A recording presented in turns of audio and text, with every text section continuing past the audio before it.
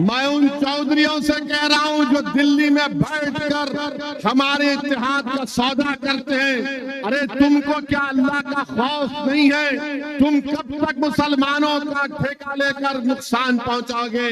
अरे बताओ तुम इन लोगों को कि आज मोदी अगर जीतता है तो मुसलमानों की वजह से नहीं, मोदी अगर जीतता है तो उसने अपने आप को एक बड़ा लीडर बना दिया, हिंदू हृदय सम्राट कहकर वो तमाम मेजॉरिटी कम्युनिटी को एक करने की कोशिश कर रहा है।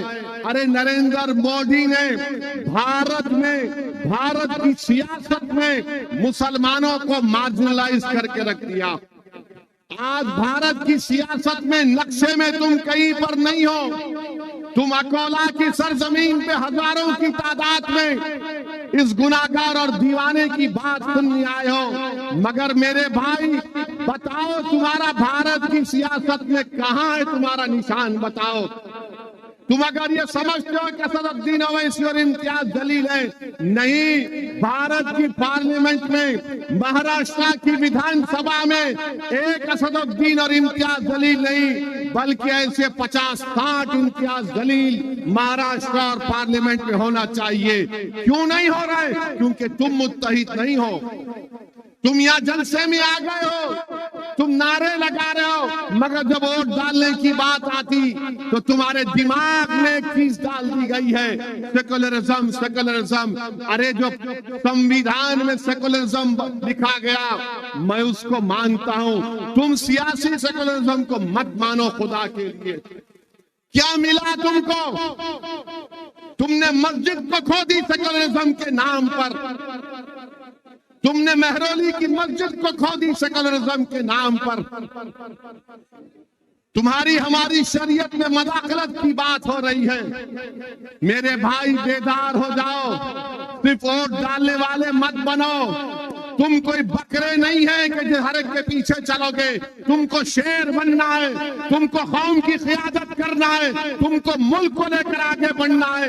ये मदरसे इत्तेहादुल मुस्लिमीन का पैगाम। हम कोई भेड़ बकरियां नहीं है कि कोई लकड़ी लेके आएगा, चल हमारे पीछे चल। अरे बहुत चले, किसी कौम के लिए 20 साल, 30 साल, 40 साल बहुत हो गया।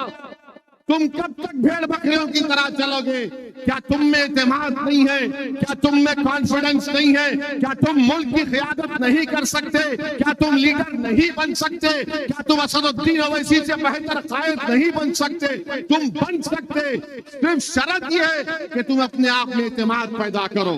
ताली मारने के लिए नहीं कह रहा हूं, ताली मारने के लिए नहीं कह रहा हूं। मैं चाहूंगा कि मेरी आंख बंद होने से पहले तुम लीडर बनो, तुम मुसलमानों के कायद बनो, तुम इस गरीब कौम के इंसाफ के लिए लड़ो।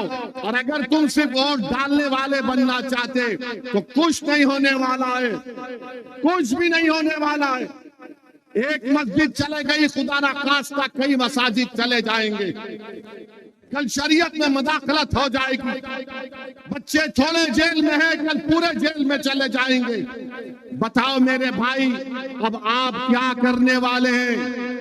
आप क्या वोट डालेंगे या वोट लेंगे? बताओ मुझे, आप वोट लेंगे या वोट डालते रहेंगे? बताओ आप कितने लोग वोट लेना चाहते हैं? हाथ उठाओ। देखो, अल्लाह को गवाह रखकर हाथ उठाना। दोबारा पूछ रहा हूं, वोट लेने वाले बनोगे? ये डाइस पे बैठने वाले हाथ उठा रहे नहीं उठा रहे? ये नियत कर लो, आप नियत कर लो, इंशाअल्लाह बोलो कि अल्लाह हम वोट लेंगे इंशाअल्लाह ताला। क्या महाराष्ट्र से आप इंशाअल्लाह ताला महाराष्ट्र के आने वाले लोकसभा इलेक्शन में आप 3-4 मुस्लिम एमपी को कामयाब करेंगे? जोर से बोलो इंशाअल्लाह, जोर से बोलो। महाराष्ट्र से 4 मुस्लिम एमपी कामयाब करेंगे। मेरे भाई, किसके कामयाब करेंगे? किसके कामयाब करेंगे? किसके कामयाब करेंगे? आवाज नहीं आ रही, जोर से बोलो। एकनाथ शिंदे को मालूम हो जाए, फडणवीस को मालूम हो जाए, शरद पवार को मालूम हो जाए, अमित शाह को मालूम हो जाए और मोदी को मालूम हो जाए कि महाराष्ट्र से मजलिस के 4 मुस्लिम एमपी कामयाब होंगे इंशाअल्लाह।